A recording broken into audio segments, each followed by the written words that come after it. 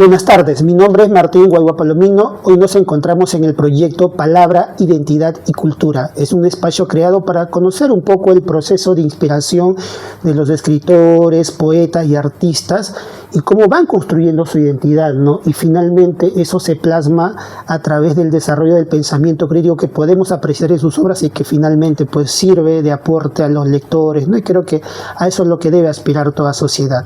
El día de hoy nos encontramos con Santos Morales Aroní.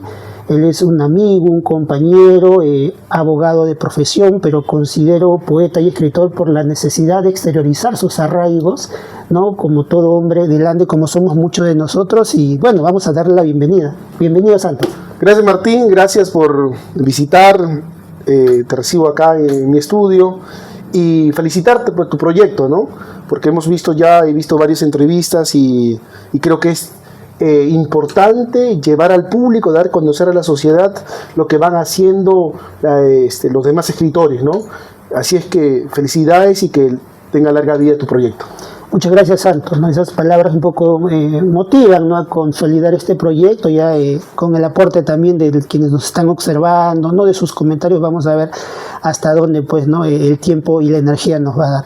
Bien, Santos, vamos a iniciar un poco con esta palabra medular, que más allá del origen, ¿cuál ha sido tu primer impacto al momento de llegar aquí a Ica? Tengo entendido que tú eres, ¿no? de Ayacucho, ¿no? Y como toda persona migrante, ¿no? Has llegado tú desde niño, ya de joven, algunas impresiones, ¿no? Sobre, no voy a decir la gran ciudad porque no es Lima, pero de todas maneras, ¿no? Quisiéramos que fuera gran ciudad. Ojalá que algún día lo sea, ¿no? Algún día, ¿no? Eso esperamos del lado positivo también que tiene Lima, ¿no? Claro. Digamos, ¿cuál ha sido tu primer impacto, tus primeras impresiones? Mira, Martín, yo soy natural de Urancancha, del distrito de Vilcanchos, de la provincia de Víctor Fajardo, Ayacucho, ¿no? Y creo que el hecho de identificarme o primero señalar mi lugar de origen es importante para mí, porque tiene que ver mucho también con mi trabajo en la escritura, ¿no? Yo cuando llego a Ica, llego en el 98, llego me parece 4 o 5 de febrero, justo después de la inundación del 98, ¿no? Entonces yo encontré una ciudad pues con basuras en la calle, con lodo en la calle, una ciudad que pedía mucho apoyo. Me acuerdo que repartían las frazadas, venían camiones y tiraban las frazadas en la veredas y la gente corría a recogerlas, ¿no? Y había mucho apoyo con respecto a abrigos y también con comida y alimentación. Son los últimos gobiernos de Fujimori, ¿no? Que luego en la reconstrucción que lo tuvo a cargo, me parece, el partido aprista, no tuvieron pues la altura de reconstruir una ciudad Ica y llevarlo a otro nivel, ¿no? Tal vez hubiesen aprovechado esa destrucción para diseñar otra ciudad. Pero sin embargo, pues, como verás, pues, ¿no? La corrupción que aqueja tanto nuestro estado, pues, afectó. Si es que es el primer recuerdo que tengo de Ica, ¿no? Una Ica inundada, una Ica pidiendo ayuda, ¿no? Claro, es cierto, ¿no? Has llegado tal vez en un momento de crisis por el cambio, ¿no? Climatológico, pero definitivamente siempre se aprecia en este espacio la solidaridad, el apoyo mutuo de la población, ¿no? Cosa que ocasionalmente le debe corresponder a las autoridades, pero creo que ese es el reto finalmente, ¿no? De que toda sociedad pueda ir mejorando y prosperando, ¿no? Veo que el impacto en tu caso ha sido un poco fuerte, ¿no? Pero entiendo que desde esa fecha hasta ahora, pues ya con tu aporte también y de todas las personas migrantes, creo que la sociedad se va construyendo. Claro, Martín, Ica es una ciudad de migrantes. Estamos, me parece que en primera línea de migrantes los huancavelicanos, que están la encabezada, las quebradas, estamos los ayacuchanos, están los apurimeños, los cusqueños, ¿no? Al fin y al cabo, la tierra es del hombre donde quiera residir, ¿no?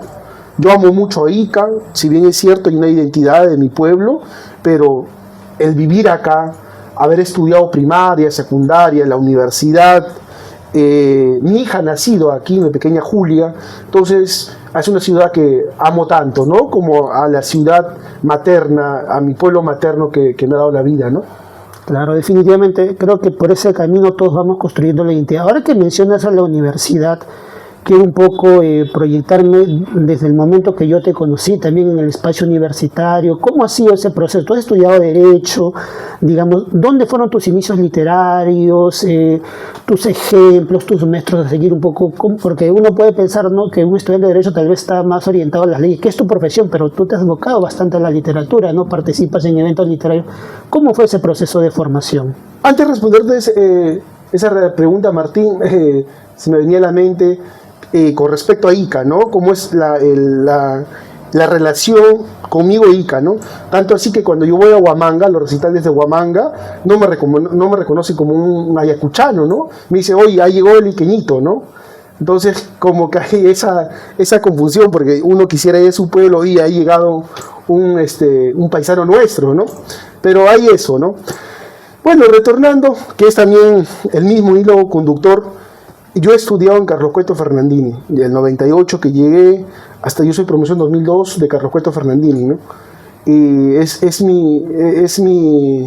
en Carlos Cueto Fernandini aprendí en realidad los vocales, ¿no? Contar los números, sumar, porque yo cuando vine de Urancancha, me pusieron, yo venía para tercer año, entonces me acuerdo que estaba mi tío Julio, y mi tío Julio me dice, pero dime, ¿tú estás listo para estar tercer año? Porque tercer año ya sabe escribir, leer. A ver, escribe tu nombre. Pucha, no sabía escribir mi nombre, pues no. Entonces por piedad me dejaron en segundo grado. Entonces ahí me desarrollé, me costó un poco, me costó con el lenguaje, con estos hábitos y también con esta cuestión de la discriminación, pero me di cuenta que solamente la educación podría traerme tal vez buenos vientos a mi persona, ¿no? Así es que me costó segundo año, pero a partir de tercero, pues creo que crecí, me puse de meta de hacer las tareas que dejaban los profesores, de leer, y sobre todo me puse un plan de sacar notas no menos de 18, ¿no? Entonces, para mí eso era aliciente porque era la única arma con la que podría yo defenderme de la discriminación, ¿no? Entonces, pero ya cuando estaba en cuarto, quinto, sexto, ya la situación iba cambiando porque también uno tenía iba disminuyendo el lenguaje, ¿no? El habla, este mote que tenemos los andinos, que a veces se nos escapa, que es una cuestión natural que debía de comprender las personas, ¿no? Pero como tenemos un velo en los ojos, pues le echamos como una especie, lo estigmatizamos, ¿no? Y lo señalamos como si fuera algo menor, ¿no? A esa altura. Y luego, Martín, entré a San Luis Gonzaga, yo soy sanluisano, 2003 hasta 2007, ¿no? Y ahí, en San Luis Gonzaga, descubro la literatura, en realidad ahí, porque conozco a mi profesor Ecos Hernández, que nos enseñaba literatura en tercer año y nos mandaba a leer y nos obligaba a leer un libro cada mes, y me topé con Platero yo de Juan Ramón Jiménez, ¿no? Entonces Juan Ramón Jiménez, Andalucía, un burro, pues yo recordaba mi vida en el campo, ¿no? Y tenía un burro, entonces había una relación, y la forma como narra, el ritmo del poema, del cuento y también los ambientes hicieron pues que reverbera en mí los paisajes andinos, que hay una distancia, ¿no? Pero que sí había unos elementos del campo, ¿no? Entonces, Juan Ramón Jiménez, para mí, Platero yo, fue uno de los libros que fue el umbral para entrar a la lectura, sobre todo, ¿no? Porque ya poco a poco, eso fue en tercero, en cuarto, ya escribía poemas, ¿no? En cuarto año de tercero, cuarto, y en quinto, pues hago una plaqueta, ¿no? No me acuerdo cómo se llamaba la plaqueta esta, pero hay una anécdota curiosa, ¿no? Yo saco esa plaqueta y el director del colegio, yo quería ir, pues, ¿no? Y enseñarle como todo, que mira lo que he escrito, ¿no? Ya había leído Bécquer, había leído Chocano, que son una poesía muy contagiosa, que a veces no es bueno para uno que se está iniciando en la palabra, ¿no? Porque te influye demasiado y quieres escribir poemas como Bécquer, pero nunca logras, ¿no? Pero al menos lo imitas, ¿no? Entonces, me acuerdo que el director agarró y firmó una resolución de que yo era uno de los damnificados del terremoto de 2007 y que vendiendo con esa plaqueta iba a sustentar mi hogar, mi alimentación, ¿no? Lo único que yo quería es que con esa resolución, ese documento, me abrieran las puertas de los colegios. Y me acuerdo que yo he ido pues a Margarita, a Las Mercedes, a Santiago, a Tate, he recorrido muchos colegios, ¿no? Y los vendía a un sol. Y de verdad, pues, ¿no? Había días que salían 30 soles, 40 soles, que para mí por eso era un dineral en esa época, ¿no? Eso ha sido tu primer aliciente. Mira, qué curioso, porque recuerdo que cuando yo te conocí a través de esta aventura literaria del Círculo Literario José Carlos Mariátegui, donde queríamos un poquito incentivar a que los jóvenes puedan, ¿no? Escribir poesía o narrativa o ensayo. Creo que desarrollamos el concurso donde quedaste tercer puesto, pero curiosamente tu poema no era sobre tu identidad, era sobre Ica, no sobre apología a la uva moscatel. ¿Eso fue una preparación especial o ya empezabas a sentir un poco el cariño y aprecio hacia Ica? No, gané, no quedé en tercer lugar. Qué bueno que te recuerdas. No, sí, más enseñar a reconocerla, ¿no? Y creo que hay que reconocer las cosas que nos lo dan o que logramos, ¿no? Mira, en la universidad, indudablemente, en la facultad que yo más frecuentaba, era la Facultad de Literatura. Y te cuento otra anécdota, ¿no? Yo cuando ingreso a San Luis Gonzaga, estando en quinto, a Derecho, antes de terminar el colegio, voy y empiezan mis clases y empezamos con unos temas, pues, Derecho Comercial, ¿no? Unos cursos, pero intensos, no intensos, sino aburridos, hermano. Fueron intensos, ¿no? Y con unos profes ancianos que enseñaban lenguaje incluso, pero que sus hojas eran pues amarillentas en los años 80, ¿no? Entonces yo siempre me iba a la facultad de literatura. Entonces ahí encuentro en el muro de tu círculo que ha fenecido. Está descansando. Descansando. Encuentro convocatoria un concurso de poesía, ¿no? La temática Ica decía, ¿no? Lo que pasa, ese poema, esa apología a la uva de moscatel, Martín, yo tengo otra etapa en Ica. Yo vengo de Ayacucho a los 8 años y a partir de los 8 años del 98 yo frecuento demasiado a la ciudad, al distrito de Tate, sábado y domingo. Sé mucho de la agricultura iqueña, sé cómo se muronea una uva, qué es un cancante, un pacán, un chinamomo, ¿no? Incluso una vez bromeando con William Siguas decía, pues no, oye, mi abuelo solía barrer el bordo. Claro, se barría el bordo para ver si alguien venía a robar, pues, ¿no? Entonces yo tengo mucho aprendizaje de Ica. Entiendo que en un momento dado mi escritura va a volcar a ello, ¿no? Espero el momento. Yo sé que va a llegar, ¿no? Entonces, como tenía esta relación y temática, pues la uva moscatel es una de las uvas más ricas, aromáticas, que cultiva Ica, ¿no? Entonces lo preparé para ese concurso y vaya que acabé ganando, ¿no? Acabé ganando una suma cuantiosa de... que fue entregada por Ollanta Humala, ¿no? Ollanta Humala fue el que me entregó el premio y yo pensé que era un hombre alto, ¿no? Y era un hombre hasta más pequeño que yo de estatura, pues, ¿no? Pero sí, ahí lo conocí a Humala, ¿no? Antes que fuera presidente, ¿no? Un congreso de... el Congreso de Educación fue. Conet creo que es, ¿no? Sí, Conet. Sí, en Picasso Peralta. Mira que esas aventuras, ¿no? Que hay que revelar de vez en cuando, ¿no? Para no olvidar.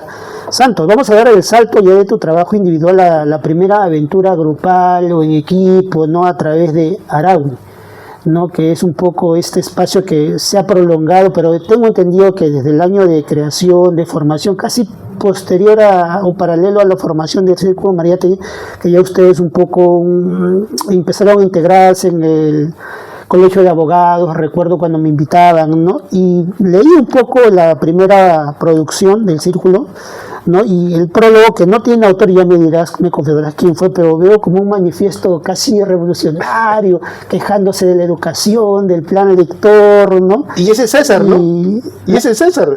No lo sé, la verdad. César no quiso poner su nombre, César. Mira, no lo sabía, pero sí veo que hay bastante ánimo de querer hacer algo, bastante inconformidad, molestia, y en cierto sentido, ¿no? Le doy la razón, ¿no? Pero digo, de ese tiempo ahora, siguen pensando igual. Veo aquí que está José de la Roca, Stephanie, William Siguas, Martín Gala y bueno, Iván Fajardo, y ¿no? Que él es, creo, chinchano, ¿no? Claro, ellos fueron personas que lo convocamos, que no formaron nunca de parte de círculo, ¿no? Pero hay como 2, 3 personas que, bueno, queríamos engordar el libro y convocamos también para que apoyaran el libro, ¿no? Pero que no formaron parte del círculo, ¿no? Mira, Araui es un proyecto bonito, de amigos, de fraternidad, de lealtad,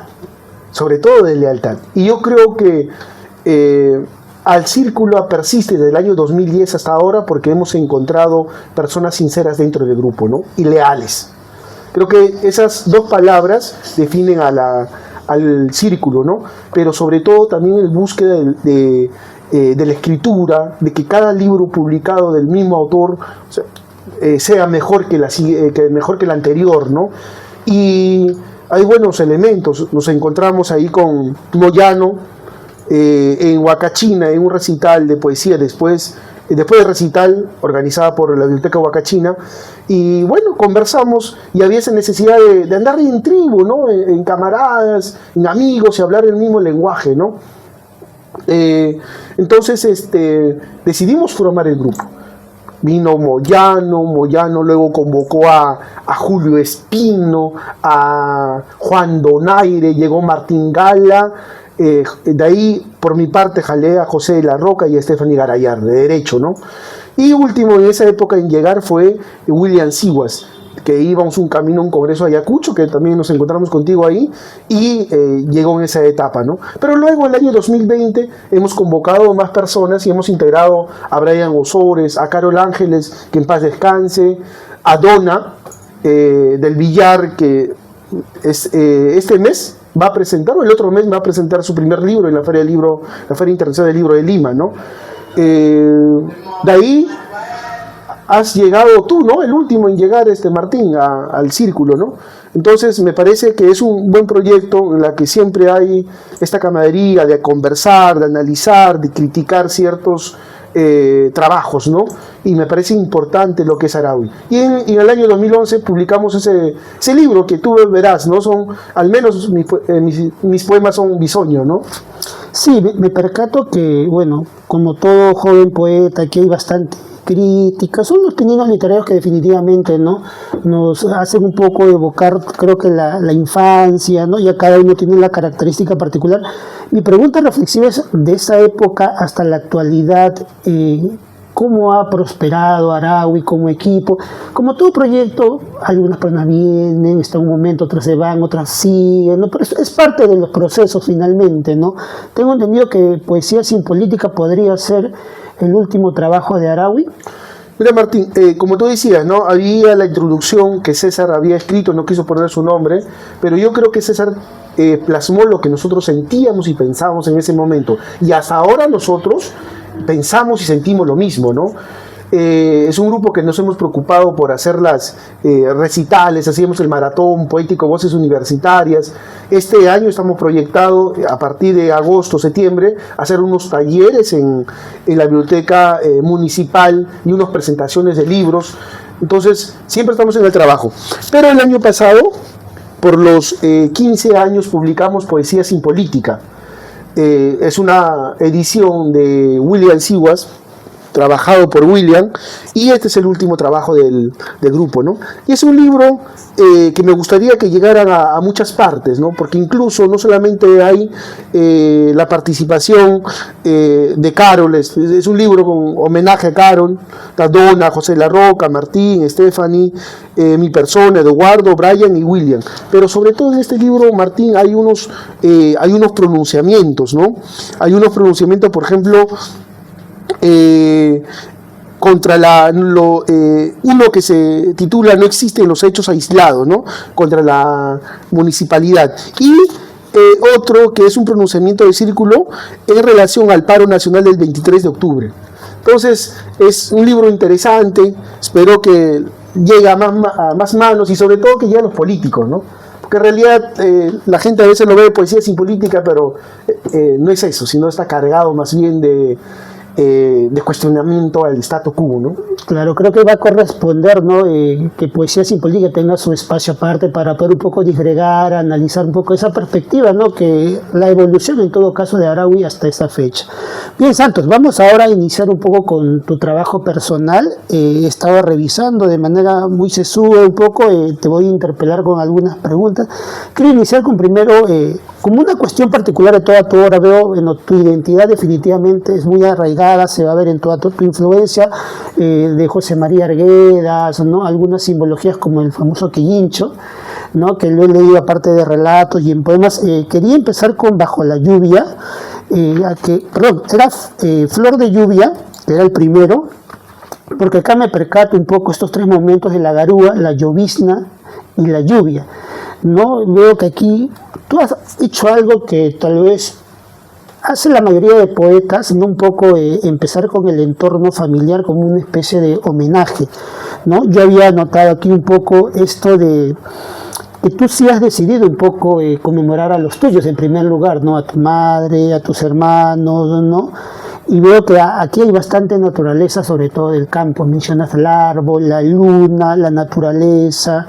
¿Cuál es, digamos, tu primera reflexión? ¿Coincides con mi apreciación en primera instancia? Sí, Martín, yo he escuchado, no me acuerdo qué escritor, pero uno escribe Martín de lo que uno conoce, de lo que uno tiene a la mano. Y el ser humano, tenemos a la mano la familia, ¿no? Tenemos el terruño, el entorno. Y Flor de lluvia es un poemario que nace pues del año 2008, 2009, ¿no? Y que algunos poemas de Flor de lluvia están, los poemas que ganaron el CONAL en el año 2011, porque se publican en el año 2015, ¿no? Entonces, creo que es un previo homenaje a los míos y a mi terruño, porque creo yo en Urancancha es el homenaje ya completo, ¿no? Pero también es un esbozo de lo que voy a venir a trabajar, ¿no? Es una anunciación, es una garúa de lo que va a venir tal vez en mi escritura, ¿no? No sé si estoy de acuerdo contigo, una influencia de José María Arguedas, porque en ese caso sería pues una influencia tal vez de otros autores, pero hay una situación particular entre los andinos, Martín. José María Arguedas escribe sobre el Ande, porque es del Ande. Entonces yo también escribo del Ande porque también soy andino, ¿no? Entonces como que los elementos son comunes. Y no creo que por el hecho de que los elementos sean comunes sean influencia tal, ¿no? Claro, con eso no te quiero decir que el Taita pues es un enorme escritor para nosotros los andinos sobre todo. Hace poco estuve en su tumba en Andahuaylas y ha sido un encuentro muy emotivo de manera personal, ¿no? Entonces, Arguedas es demasiado para nosotros y para lo que refleja la identidad, ¿no? Pero te digo que los elementos tal vez que está en su escritura de él, también está en la escritura, en los que escriben tanto poesía y narrativa en los Andes, ¿no? Claro, yo hacía un poco esta apreciación porque capaz, mira, la lectura, digamos, que le voy dando, ¿no? Aparte de algunos elementos, creo que lo que tú mencionas no es cierto, ¿no? El ser de la misma zona, de la misma región del Andes, de por sí va a haber algunas coincidencias, ¿no? Pero sí luego ya más adelante Bajo la lluvia veo algunas cuestiones como que del sufrimiento de la infancia de Arguedas, pero todavía no te lo voy a mencionar porque tal vez de manera intrínseca lo exteriorizas. Es así, es la lectura que tenemos que a veces no nos damos cuenta, pero está influyendo de alguna manera. Sobre Flor de lluvia, Santos, hay un poema, lo voy a leer yo, a ver, espero que lo recuerdes, el que más puedo decir que me llamó la atención, donde cuestionas al hombre, ¿no? Que es un poco una autocrítica finalmente, ¿no? Vencedor vencido. El hombre inventó el fuego e incendió bosques, prados. Este hombre inventó máquinas, construyó industrias y contaminó aire, agua, suelo. Este hombre expulsó a los animales. Después de cosechar su avaricia, anda descalzo bajo su sombra gélida. Respira hondo, alza la mirada, finge altanería, convulsiona, vomita lluvia de pájaros, se retuerce, se arranca la lengua, golpea El polvo con la mirada se enciende sus cabellos. Sus barbas de sable se incrustan en su garganta. Cesa el ritual, el cuerpo tendido es devorado por la hierba que espera con ansia a hombres que creen dominar la naturaleza. Eso piensa el hombre, o sea, así somos tan complicados, nos autodestruimos. Desde luego, Martín. Tenemos la naturaleza a la mano y sacamos lo más que podamos, la riqueza, ¿no? Socavamos la tierra, mira la contaminación en la selva, en la deforestación, en los Andes, Cerro de Pasco, por ejemplo. La mina, cómo ha dejado unos cerros terribles, nada que terribles, horribles. Las lagunas, en las lagunas hay mercurio. Entonces, el ser humano de por sí es... Mira, yo te entiendo la maldad, tal vez, no te entiendo, ¿no? Pero digamos que es razonable una maldad de uno contra otra persona. Pero el hombre no se da cuenta que es malo consigo mismo, ¿no? Es la autodestrucción. Entonces, le quitas la miel a la abeja hasta decirle basta y luego viene la abeja a fulminarte, ¿no? Creo que ese es tal vez el gran problema de la humanidad, Martín. De ahí que deberíamos rescatar un poco, apelando al pensamiento, que debemos reflexionar, ¿no? Finalmente, porque eso es lo que exterioriza y a veces uno no entiende, ¿no? Cómo el ser humano puede ser tan autodestructivo consigo mismo, y no sé si de manera consciente o inconsciente finalmente. Yo creo que es más consciente, ¿eh? Acuérdate que una de las características del ser humano es la razonabilidad, ¿no? Y el hombre lo hace razonando. No creo que sea inconsciente, pero debíamos de tomar conciencia, Martín. Mira cómo está, cómo incluso el clima ha cambiado, ha variado justamente por el deterioro del capa de ozono, ¿no? A veces vemos las situaciones problemáticas cercanas a nosotros, pero no vemos lo que le está pasando al medio ambiente, a la tierra, ¿no? El deterioro del capa de ozono, la deforestación. Cada vez que atacas una comunidad campesina o una comunidad indígena, le vas quitando su terreno, estás matando la tierra, estás quitándole años de vida a la misma humanidad, ¿no? Amazonas, mira. Entonces, el lago Titicaca contaminado. Entonces, creo que esos temas deben ser temas de reflexión, de debate. Hay que traerlo a debate. No solamente un debate político, sino también un debate desde el arte, ¿no? Desde el arte que se promueva, porque los políticos, pues Martín, creo que son ellos los que promueven esto, ¿no? Con leyes procrímenes, con leyes que atacan a nosotros, porque al fin y al cabo ellos aseguran su familia, ¿no? Pero a la población es el que indudablemente queda desprotegido, ¿no? Bueno, creo que definitivamente, seleccioné ese poema un poco por lo que haces una apelación al ser humano y esperemos que quienes puedan no retomar la lectura de Flor de Lluvia también los invite un poco a la reflexión. Santos, pasamos a Bajo la Lluvia, que este es un libro de 11 relatos. Yo me he quedado con 2, el primero y creo que es el 7º más o menos. El primero justo es lo que yo hablaba de José María Grez en Tu influencia, porque aquí hablas de aquel hijo, ¿no? Que nace de manera trágica, ¿no? Un poco, cuando describes un poco la forma como le cortan el cordón umbilical, ¿no? Me quedo un poquito impactado, ¿no? Esta manera como haces una descripción, ¿no? Muy detallada, ¿no? Y luego cómo aparece en algunos momentos el famoso quillincho, ¿no? Esta ave que simboliza la valentía, la persistencia, ¿no? Que Arguedas también toca en sus obras, ¿no? Bueno, definitivamente por lo que mencionas es algo natural que las personas que escriban sobre la sierra lo tengan que representar en algún momento, pero ¿cómo surgió la creación de este relato, ¿no? Porque finalmente encuentra, creo que a su madre, ¿no? El ansiado retorno, ¿no? Sí, mira, yo empiezo a escribir ese libro en el año 2012, por ahí. Entonces había necesidades,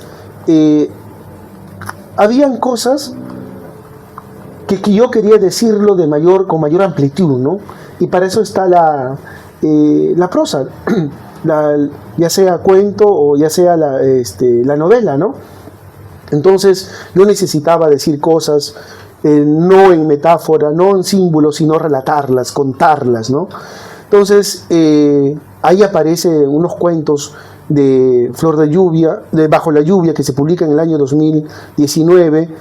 El Quillincho, Martín, al menos en mi comunidad, es como el Apu Guamani en presencia. El Apu Guamani es un Dios tutelar que se puede transmutar en persona o animales, incluso árboles, ¿no? Entonces se transmuta para llevar un mensaje o para avisar algo, ya sea de bienestar o de enojo, ¿no? De enojo de la población con el Apu, indudablemente. Entonces, para mí, el Quillincho no es el otro animal que el cernícalo, ¿no? Para mí es un ave sagrado, desde mi cosmovisión andina, indudablemente en este cuento, este Quillincho anuncia, pues, después de 10 años el retorno de un niño, ¿no? Del hijo, ¿no? Y que la madre, en este caso, pues, al ver un Quillincho dando vueltas a su casa, pues se da cuenta que va a tener una noticia, pero no sabe qué noticia, ¿no? Pero es uno de los cuentos, pues, que uno viene elaborando, ¿no? Que tiene que ver... Claro, vas a encontrar una similitud con muchos escritores, tal vez con Arguedas y tal vez otros que escriben sobre la migración, porque es un cuento sobre la migración, ¿no? La migración y el retorno, ¿no? Lamentablemente los andinos tenemos que emigrar a la ciudad, Martín, para encontrar mejores oportunidades como la educación, la salud, por el hecho del centralismo del país, ¿no? Y indudablemente uno regresa porque es tu vientre materna, ¿no? Es el Matrix, ¿no? Al que todos tenemos que volver en algún momento. Necesariamente, Martín, porque hay que alimentarnos. Yo vuelvo a mi pueblo cada vez que puedo y abrazo los míos y quiero recorrer los caminos que he andado de pequeño para llenarme de esperanza, de energía, porque tal vez es la única etapa de la vida del hombre, la niñez, Martín, que donde el hombre es feliz con plenitud, ¿no? Bien, Santo. Sí, bueno, creo que definitivamente nostalgia, como has titulado, ¿no? Al cuento, ¿no? Nos invita a eso, ¿no? A recordar. Creo que todos reverberamos de alguna manera, ¿no? Nuestras raíces, nuestros arraigos, de lo que tenemos que volver en algún momento. Luego me impactó un poco Cinca, sobre todo porque lo dedicas al doctor, tu maestro Humberto Chuya, que en paz descanse, ¿no? Y bueno, empiezas con la parte legal y yo leyendo digo en qué momento aparece el doctor, pero luego empieza con la historia picaresca del enamoramiento en la sierra, ¿no? ¿Cómo surgió? Cuéntanos un poco, Cinca.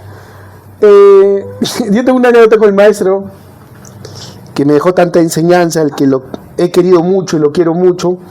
Me acuerdo cuando le dije, maestro, acabo de escribir un libro. Así me dice, sí, es un cuentario, pero santo, tú eres abogado y te van a decir que eres un abogado cuentista, ¿no? ¿Quién te va a creer? ¿Quién te va a contratar, no? Y bueno, entonces el maestro tuvo la gentileza de hacerse cargo de la publicación de ese libro económicamente, ¿no? Bueno, ese cuento, Martín, en realidad es un tío materno, que tuvo 3 mujeres y las 3 eran hermanas, y este hombre la que la odiaba era su suegra, ¿no? A morir, porque imagínate que las 3 eran, pues, 3 de sus hijas eran su mujer. Entonces la suegra siempre lanzaba maldiciones y el tío era mansador de caballos, torero en las fiestas patronales, hacía 1000 oficios, ¿no? Por ejemplo, mansando caballo, la tumbó el caballo, cayó de cabeza, estuvo enfermo, toreando el toro de mi tío Marcos Morales, fue corneado en la costilla y estuvo enfermo a punto de morir, pero tampoco murió. E incluso él mismo contaba de que un jarjacha, que mito andino, lo había arrastrado del río Alpachaca hacia adentro, ¿no? Y que no podía comer, no hablaba, pero a los 3 meses estaba de pie el hombre. Pero lo único que pudo matarlo, Martín, fue el rayo.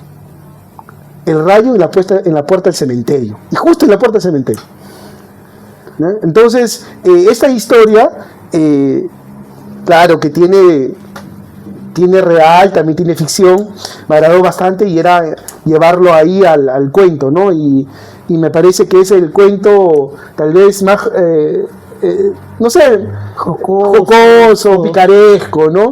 Pero veas, esas cosas también pasan en los Andes, ¿no? En los Andes cree que la gente del Ande, la gente piensa que la gente del Ande somos tristes, ¿no?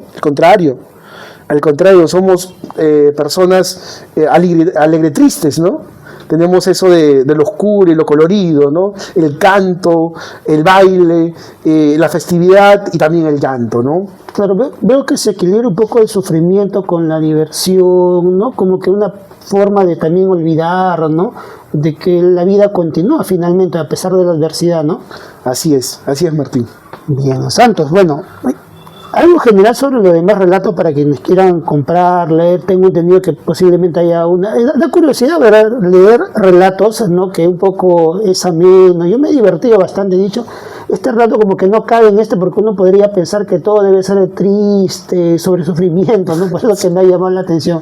Y sobre todo por la dedicación, ¿no? Que le diste al doctor. Sí, el maestro creo que como no hablaba quechua, nunca supo que era Cinca, ¿no? Cinca es borracho. Pero mira, volviendo a ese cuento es interesante porque yo tengo un primo que es su hijo de ese señor Juan Clímaco, que justamente le hicimos borracho, ¿no? Por su chapa. Pero borracho, ¿por qué? Porque justo cuando mata a este personaje, y bueno, en la vida real, mata al tío, él era un pequeño de 10 años. Y el rayo lo impacta al tío, pero al niño no. Al niño lo avienta. Entonces cuando el niño, por el susto, queda con esa cara de borracho. Pero nunca estaba borracho. Entonces manejaba moto, los policías lo paraban porque veían la cara y decía, pues no, este está borracho, no hay que llevarlo a la comisaría. Entonces el comisario estaba harto de verlo, que cada rato lo llevaran a él. Decía, no, mira, no, suéltale, así es su cara, ¿no? Entonces es uno de los cuentos pues que tal vez uno lo divierte dentro del cuentario Bajo la Lluvia. Además es un libro que le tengo mucho cariño porque me ha llevado a muchos lugares y me he sentido bien con ellos y es un libro al que quiero mucho, ¿no? Porque tiene mis entrañas, tiene todo, ¿no? Si es que, bueno, algún día esperamos sacar una segunda edición porque ya no tenemos ejemplares, ¿no? Esperamos que algún día se salga una... Sí, y justo hablando de ambos libros, tanto de Flor de Lluvia y Santo Mayo, yo debo recalcar que el que le hayas agregado el glosario de términos ayuda bastante a identificar los términos, ¿no? O sea, tal vez quieres garantizar un poco que quienes lo leen y desconocen el quechua pues puedan un poco aproximarse, ¿no? Yo he podido identificar algunos términos, ¿no? Y digo, bueno, qué interesante que los autores se preocupen también por eso, ¿no? Que las personas que lean también puedan conocer un poco, ¿no? El lenguaje. Pero eso, Martín, viene más por el interés de preservar y difundir el idioma materno, ¿no? Que es el quechua. Entonces yo trato de encajar en los cuentos o en los poemas también algunas palabras quechuas. Indudablemente una persona castellano hablante no lo va a entender, ¿no? Entonces para eso está un glosario. Y esta idea indudablemente fue de José Córdoba, mi editor de Cascahuesos, porque con él sacamos, y con él es el que conozco también, con ese libro conozco a José Córdoba, ¿no? Que es digamos que es mi casa editorial como digamos como escritor, ¿no? Pero es importante, esperemos que quechua se preserve, que se difunda, no solamente sea pues un idioma de que algunos puedan usarlo como una especie de simbolismo, decir hoy pronunciar una palabra o escribirla y decirla, mira, yo también soy andino, ¿no? Porque también se presta para eso, ¿no? A veces usan lo andino para aparentar lo que no es o para decir, porque hay unos institutos, universidades que se interesan por el estudio, la preservación del idioma, y alguien pone una palabra y dice, mira, yo soy andino, mira, escribo... Ya solo, digamos, como para una actuación de la interculturalidad, nada más, una frase, una expresión, ¿no? Cuando debería ser algo habitual, de uso común, o conocerse en mayor medida, en todo caso, ¿no? Así es, Martín. Bien, bueno, vamos a ver aquí el salto donde veo ya lo que tú mencionabas o precisabas, ¿no? Un poco en Flor de Lluvia, el inicio del arraigo familiar, pero acá en una cancha definitivamente, ¿no? Ya vinculas a la familia en mayor medida, pero sobre todo a los lugares de donde provienes o has vivido en todo caso, ¿no? Este sería un poemario con 5 partes, ¿no? Ayu, Yactan, Quillincho y Huayna Sara, ¿no? Y Sisán, que es florecer en todo caso. Nuevamente, Huaypana Sisan, ¿no? Guairapa Sisa. Ah, muy bien, mira. Flor de viento, ¿no? Ya, justo aquí me percataba de lo siguiente, ¿no? Ya le das una mayor amplitud a estos aspectos, primero a la familia, luego al pueblo, luego, mira, nuevamente retomas al quillincho, ¿no? Sin querer querido, no te estás dando cuenta, pero por algo será, y luego este término, ¿no? De flor, ¿no? O florecer en todo caso. ¿Cuál es tu mayor aproximación? Siempre hablas cuando conversamos de Urancancha, de tu pueblo, vuelves a él constantemente, te reúnes, te gusta escuchar bastante el arpa, ¿no? Retomando un poco estos arraigos. Veo los poemas que le dedicas a tu niña, a tu mamá, ¿no? ¿Cuáles son tus primeras impresiones o reflexiones ahora un poco al haberte hecho yo recordar sobre Urancancha? Mira, Urancancha es un libro que se gesta, a mí siempre es importante los años, ¿no? Es un poemario que se gesta en 2015, 2015-14, después que se publica Flor de Lluvia, ¿no? Es publicado en el 2022-23, me parece. Mira, Urancancha en realidad es la ofrenda, ¿no? Es el homenaje a mi pueblo, ¿no? A mi pueblo Urancancha, a mi familia en sí, pero sobre todo a mis ancestros, ¿no? Porque ahí menciono a mi abuelo Santos Morales Quispe, a Virginia Pérez Carguas, incluso a mis bisabuelos Nazario Pérez, ¿no? Es la línea materna, a mis abuelos Vilcas. Entonces es un homenaje a la familia, pero también es un homenaje a las familias del mundo, porque no solamente hay familias en Urancancha, las familias están esparcidas por el mundo, ¿no? Y es un homenaje no solamente a familias aldeanas o andinas como la mía, sino también las esparcidas por África, qué sé yo, ¿no?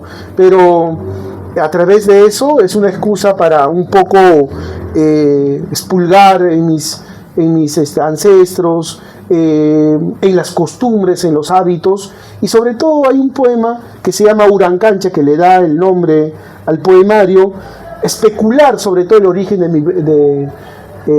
mi pueblo, ¿no? Porque en realidad la poesía es especular, ¿no?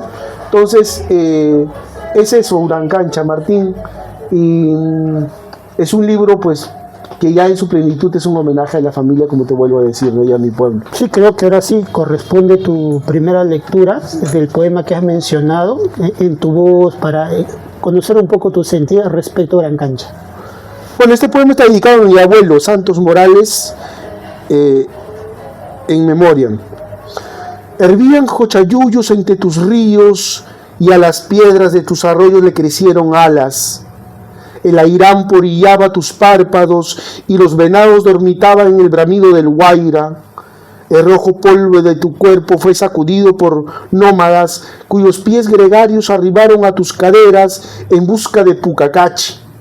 El color ocre de tus mejillas sedimentaron sus miradas. Los guamanchas y lagartijas lo nombraban tribu de los pucas.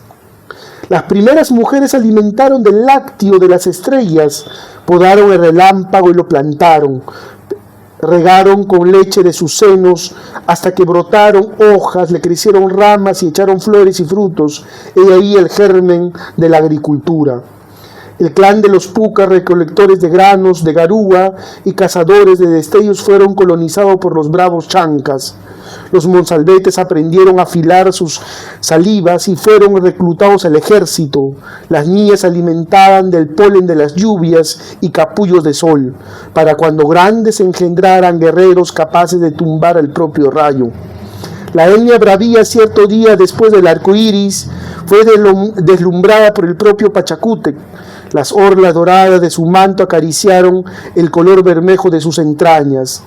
El Inca con su lengua de emperador, oteando la bella planicie, la nombró Urancancha, y las brevas de su corazón fueron cosechadas por el jerarca.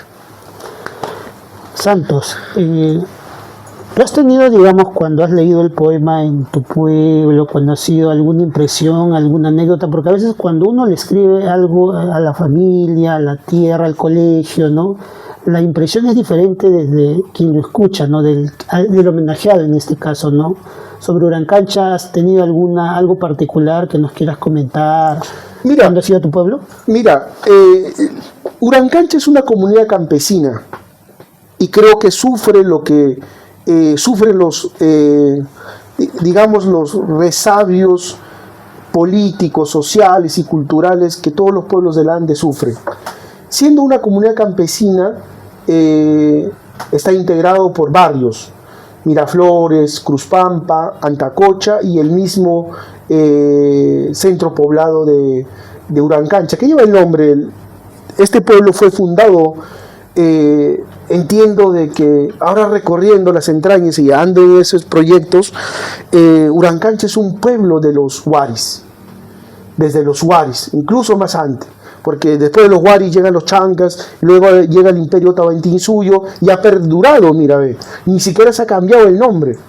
Entonces ha pasado por la colonia, los españoles, desde que llegan en 1532, y a Urancancha habrán llegado pues en 1550, 60, han edificado un templo y han querido pues como todo en toda América, colonizarlo, dominarlo, ¿no?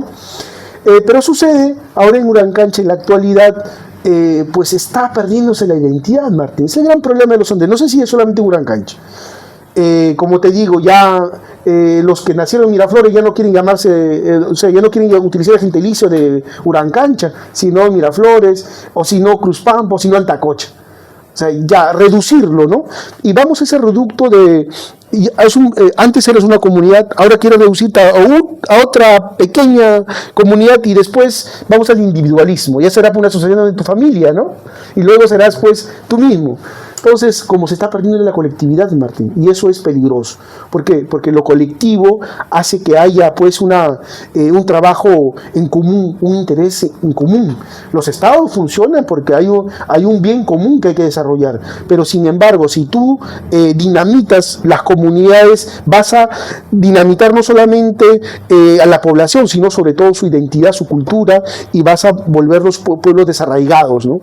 Entonces, va por ahí mi preocupación. Ojalá que mis paisanos se den cuenta de esta situación y que solamente la unidad puede hacer. Incluso los estados han sacado, por ejemplo, los centros poblados, ¿no? La ley de los centros poblados, que le dan un presupuesto, me parece, de 1.000 soles. Es decir, Martín, antes el distrito mandaba un presupuesto para tal sector, ¿no? Digamos acá en el anexo Urancancha, que te formaba con los pueblos que te digo.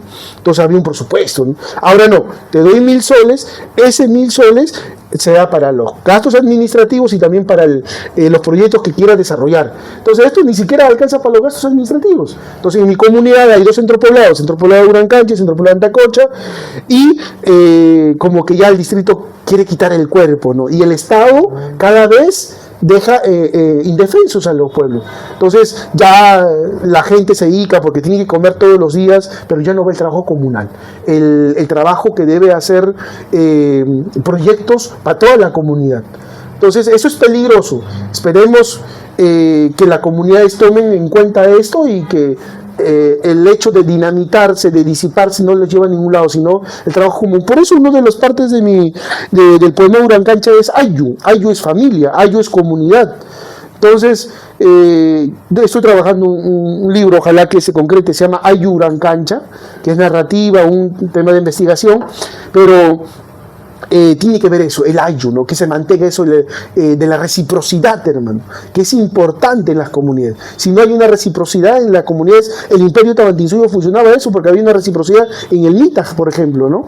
Claro, en el Aini, por ejemplo. Claro, justo por eso era mi pregunta, porque cuando tuve que buscar el significado, ¿no?, de los términos, dije familia, ¿no? Entonces, ¿qué tan importante es que la lectura o tu creación, ¿no?, tenga que ser leída por las personas de esa zona y puedan comprender un poco el mensaje, ¿no?, en todo caso tu perspectiva, ¿no? Ya ellos dirán, pues, ¿no?, en qué medida esto corresponde que ellos lo puedan tomar en cuenta, porque creo que esa ha sido tu intención un poco, ¿no?, hacerlos reflexionar, que entiendan un poco qué tan importante es conservar este vínculo de comunidad, de trabajo, ¿no?, en equipo, ¿no?, que se hace normalmente en la sierra.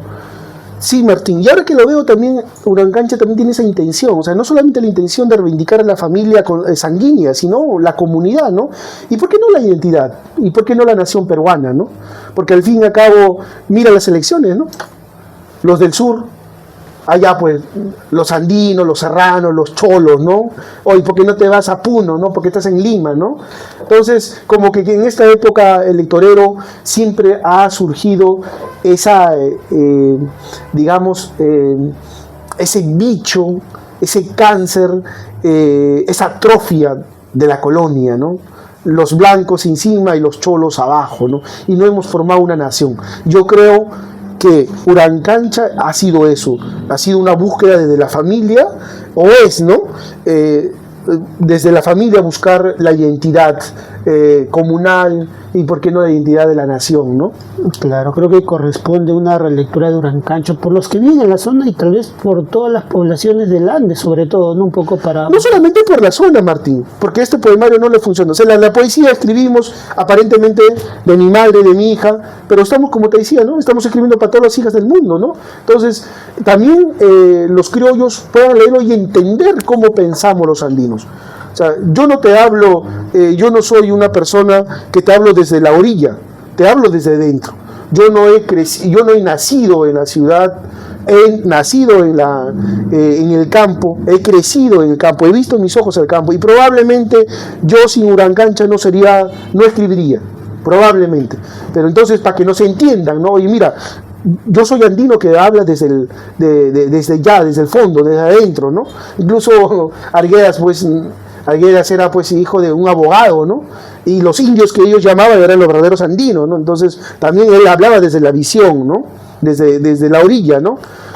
Claro, corresponde entonces el autoconocimiento para poder conocer, ¿no? Y conocer al otro finalmente, ¿no? Desde luego, Martín. Muy bien. Bien, vamos a cerrar esta parte de la entrevista con Huaraca, tu última presentación, quien, bueno, me emociona un poco porque he tenido un pequeño aporte en la parte final. Agradezco tammin que me haya brindado. No, yo te agradezco, ¿no?, a ti, Martín, que hayas dedicado ese tiempo al libro, ¿no? Sí, cuando me compartiste un poco la preproducción, ¿no? Le di una lectura, ¿no? Creo que te di algunos aportes, ¿no? Me imagino que también lo has compartido con otras personas y creo que se ha consolidado un trabajo que siempre digo, ¿no? Lo que plantea en Aragua al inicio, ¿no? Que todo libro debe ser celebrado. Ya los lectores, la historia del tiempo lo dirá, ¿no? Creo que finalmente ese es el objetivo, ¿no? Aquí sí es un punto aparte porque ya es tu voz, podría decir hasta ahora mayor, ¿no?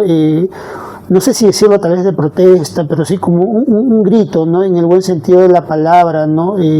Sobre estos hermanos caídos de Apurímac, ¿no? Quisiera que me comentes, ya hemos leído, se ha difundido bastante el libro, pero ¿qué ocurrió en Apurímac cuando llevaste el libro? Que me imagino haya sido de mayor impacto, ¿no?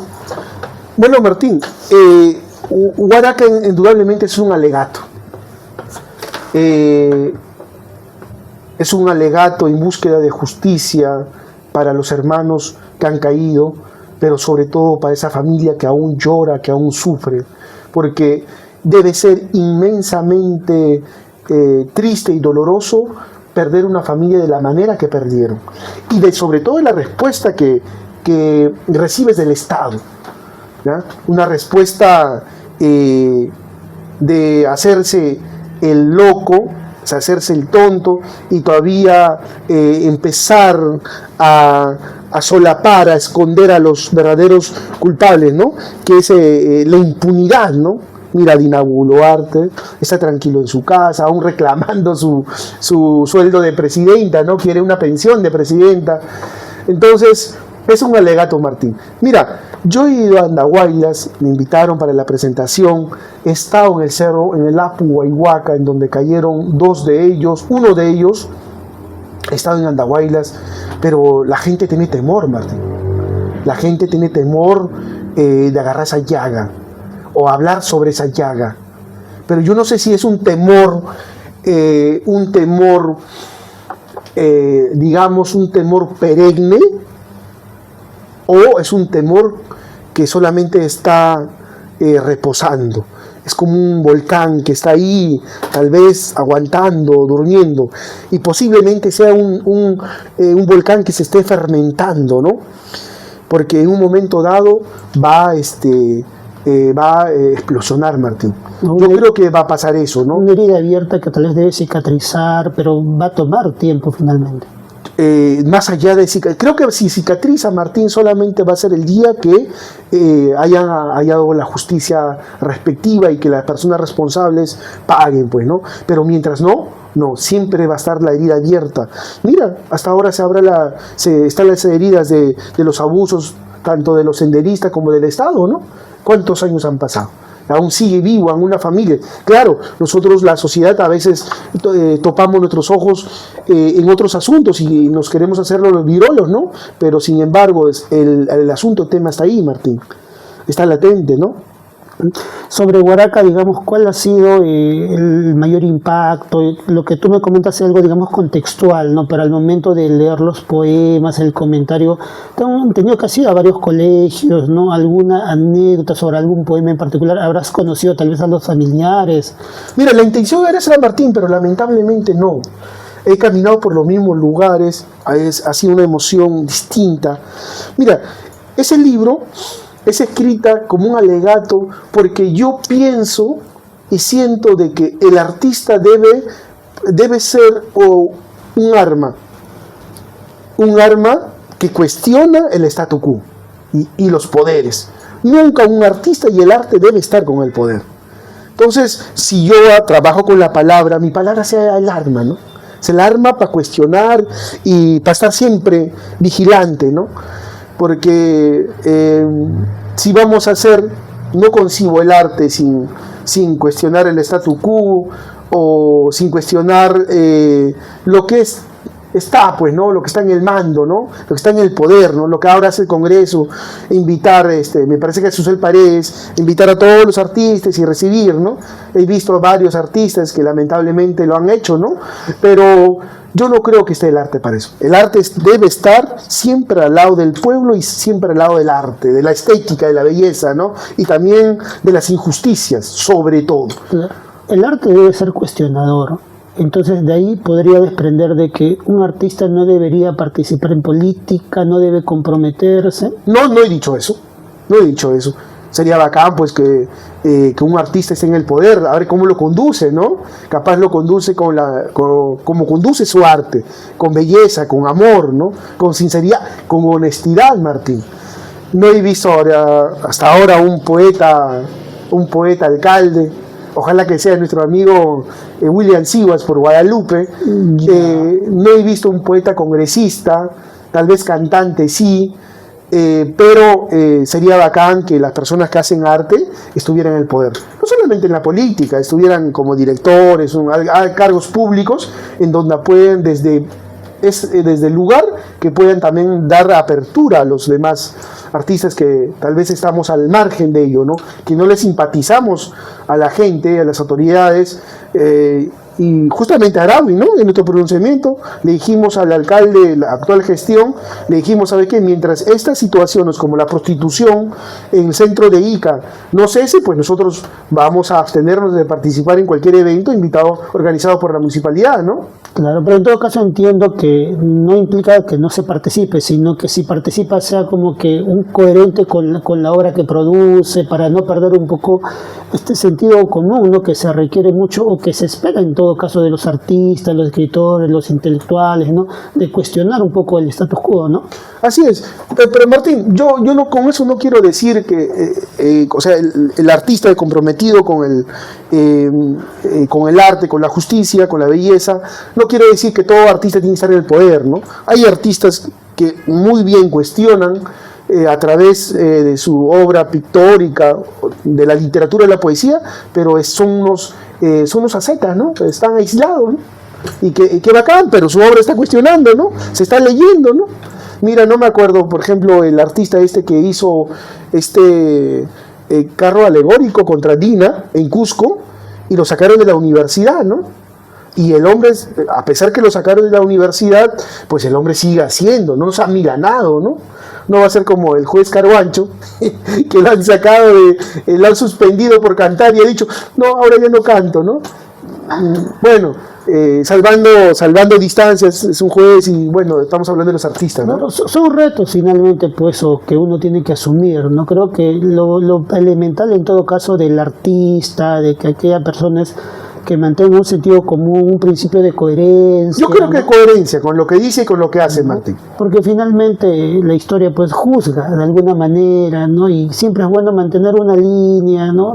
Creo que finalmente la obra va a trascender, ¿no? Los hechos pueden ser olvidados, pero creo que la historia también pues recuerda finalmente, ¿no? Y creo que sobre eso un poco invitamos a la reflexión, ¿no?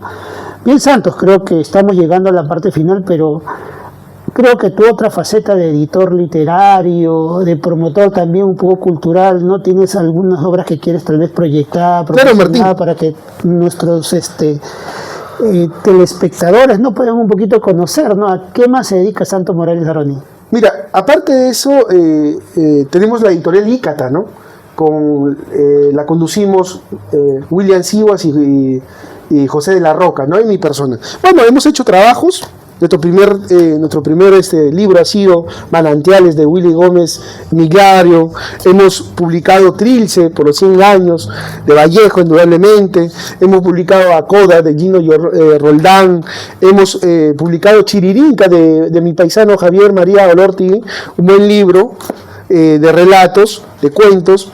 Hemos publicado a José Córdoba, ¿no? Animal Desbocado. Este libro se publicó en México y no se había publicado acá en Perú. El otro hemos sacado la segunda edición, ¿no? De José Córdoba, el buen José Córdoba, ¿no? Un buen libro. Caminos de a pie de Hugo Guaranja Morales, paisano, mi sobrino, familiar de Ayacucho, que es un cuento que además habla sobre esta cuestión andina, pero sobre los problemas de Sendero Luminoso, ¿no? La del conflicto interno, ¿no? Entonces, también hemos publicado a nuestro amigo José de la Roca, nuestro cumpa José de la Roca, con flores de plástico, ¿no? Y también a César Chambergo. Hemos publicado, esos son nuestros autores, ¿no? Andamos en ese trabajo, Martín. También hemos publicado La poesía sin política, que también es del círculo, ¿no?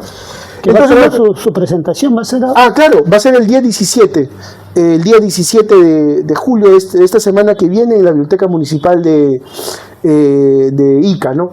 Entonces, ese trabajo editorial estamos realizando. Si es que la gente que quiera publicar con nosotros, pues ahí estamos, ¿no? También hacemos el trabajo editorial y también tenemos buenos pulsos ahí, buenos pulsos. También vamos a publicar a Osman Alzawiri, que nuestro próximo autor debe salir en Brisas en Llamas, se llama el libro, debe salir en agosto, ¿no? Entonces ahí estamos también con el trabajo editorial y aportando. Y también hemos sacado, Martín, a un profesor, Geraldo Villegas, de Grau, Apurímac, que ha recopilado unos mitos, y que indudablemente va a ser una gran contribución para su pueblo, ¿no? Bien, Santo, creo que hemos conocido bastante de tu trabajo personal, de la labor literaria que haces, un poco, ¿no? Promocionando también a otros escritores. Y bueno, en estos minutos finales quisiera que ya te dirijas a quienes nos están observando, alguna reflexión sobre la lectura, sobre esta actividad cultural intensa. A veces no todos tienen la dedicación, el tiempo, a veces los caminos nos llevan pues por otros rumbos, ¿no?